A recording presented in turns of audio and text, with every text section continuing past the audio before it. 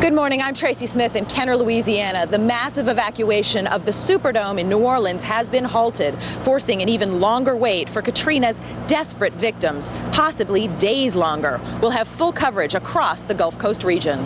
I'm Hannah Storm. With the state of Texas already flooded with as many as 2,000 evacuees from Louisiana, they are being rerouted to states as far away as Utah, Wyoming, and Michigan. We'll have the latest on the relief efforts. And I'm Maurice Dubois. Touring the stricken region Friday, President Bush said he was unhappy with relief efforts so far, but that the government would get the job done. And he's expected to return to the area Monday for an update. We'll have details early this Saturday morning, September 3rd, 2005. Starting up a brand new day, thinking in a brand new way. Good morning. I'm at the New Orleans airport, and as you can hear, even though the sun has not come up yet, it is a very busy place. There are a couple of helicopters behind me. They're continuing to evacuate people from this area. I just spoke to an EMT who told me that, of course, the most important thing is to get the critical patients out of here, and that, in fact, they've been able to get most of the critically ill out of this area. The problem is there are still more ambulances coming, more helicopters coming, thousands of people that are still in dire need and still need to get out of here. There also are thousands of people that have taken to camping around here at the airport, and the EMT told me that they will continue to stay here because they're not sick and they can stay here. They need to get the injured people out first. Now, a lot of these people were sick and injured before the hurricane, and they're in desperate need of treatment. They've run out of medication, but there also are hurricane-related injuries, things like heat stroke, and of course, a lot of people lost their shoes. They're walking through water, through broken glass, through water that has sewage in it, so there are a lot of foot injuries too. So they're treating all of those things and getting these people out of here. I want to bring in Maurice Dubois from WCBS TV and Hannah Storm from the weekday early show, who are in New York today while Russ Mitchell is off. Good morning to the both of you. Good morning, Tracy. It's good to see you this morning. We understand there's still a couple of thousand people at the Superdome waiting to be evacuated. Many, many more thousands spending another night in the terrible conditions there at the convention center.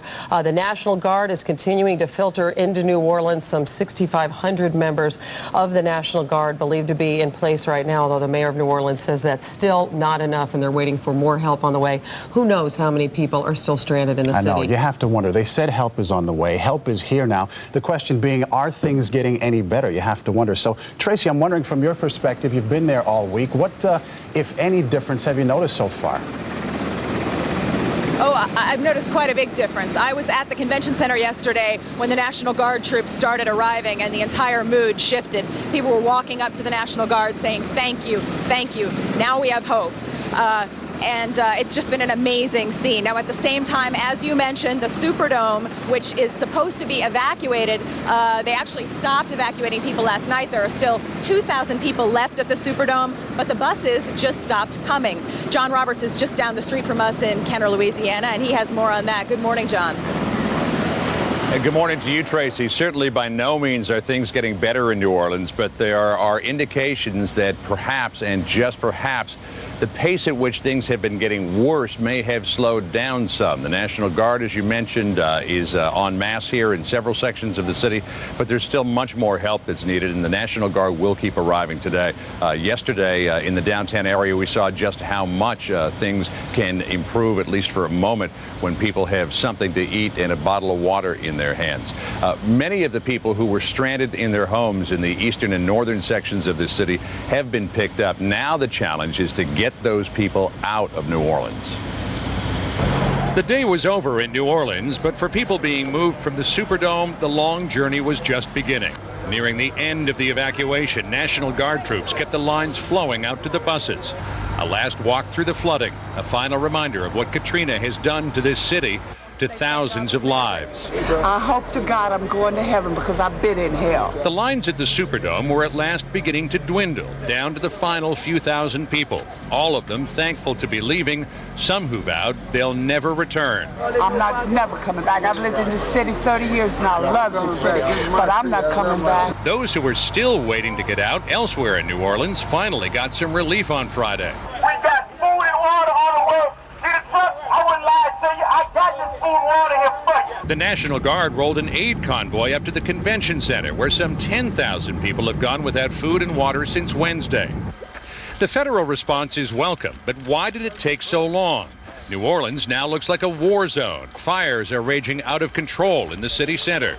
Officials here charge that the whole federal response operation was terribly botched. New Orleans police chief is so exhausted that he was reduced to tears. I need somebody to get me a cruise boat or some type of boat, a cruise ship or some kind of ship, so I can put my people in some comfort, so I can help the people. We have people in the police boat who have lost their families and they have not gotten out of this fight. I didn't know where my daughters were at for 2 days and we endured. I'm so tired of this, but it's finally almost over. That's it. I don't talk no more. President Bush got a good look at this disaster today, a helicopter tour of New Orleans and a ground-level view of efforts to repair the levee.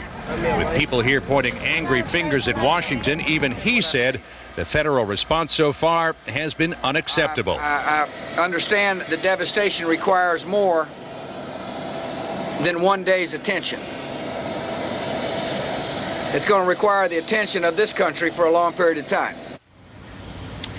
With those evacuations at the Superdome suspended, it's going to be another tough day for a lot of people. And the people at the convention center haven't even seen anything that resembles a bus for days. But if yesterday was any indication, with buses running all day long at the Superdome, authorities seem to have a pretty good handle on a good supply of those vehicles.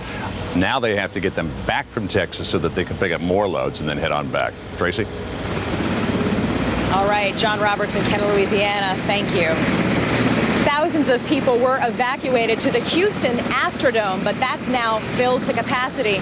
Even so, the homeless just keep coming, and each has their own tragic story.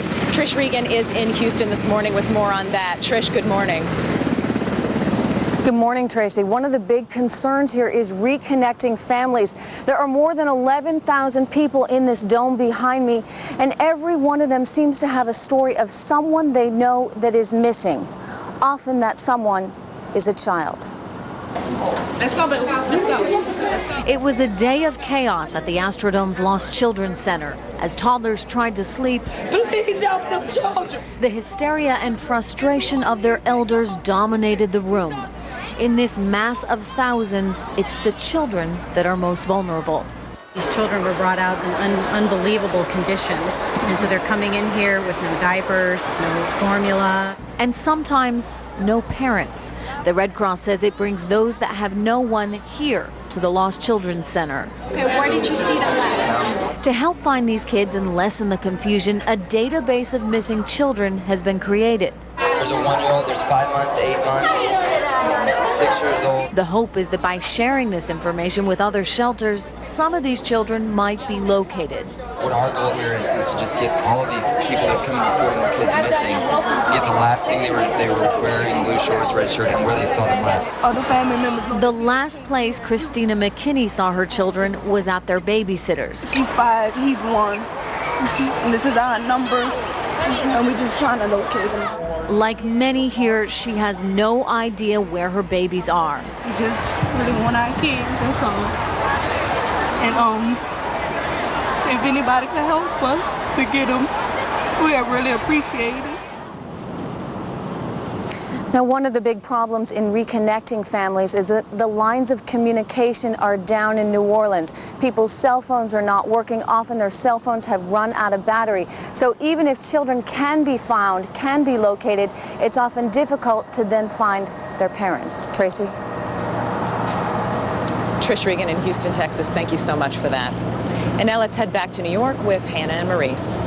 Thanks a lot, Tracy. It's 9 minutes past the hour. Time to check the weather with Ira Joe Fisher. Yeah, he's got word of another tropical storm kind of brewing out there. Ira Joe, good morning. Good morning, Maurice. Good morning, Hannah. Well, we're talking about the tropical storm beyond the view of our satellite picture. It's by name Maria. Winds 50 miles an hour, could strengthen. However, it doesn't appear to be a threat to the U.S. mainland. It's moving northwest at 13 miles an hour. It's expected to veer more to the north-northwest, ultimately to the north and away from the U.S. mainland. But obviously, we'll keep an eye on it. Not much weather about which to talk in the U.S. of A. Sunshine up and down the eastern seaboard and along the Gulf Coast. There'll be some clouds, maybe a scattered thunderstorm, and rain in the southwest. That's a look at the nation's weather. Now here's a closer look at the weather for your weekend. All right, thanks, Ira Joe. Looking like a cloudy start to our day, and we will see those storms develop. Let's take a look at the forecast. 91 for our high temperature. Those storms will be moving through, and they will be heavy in spots throughout the afternoon. Definitely be aware of that. As we head through our day, boating winds pretty light out of the northeast.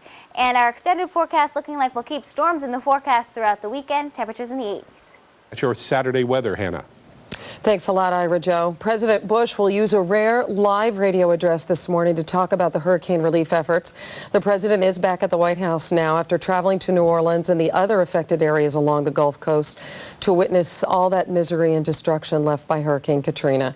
CBS News White House correspondent Mark Knoller is at the White House this morning. Good morning, Mark. Good morning, Hannah. 4 days after Katrina brought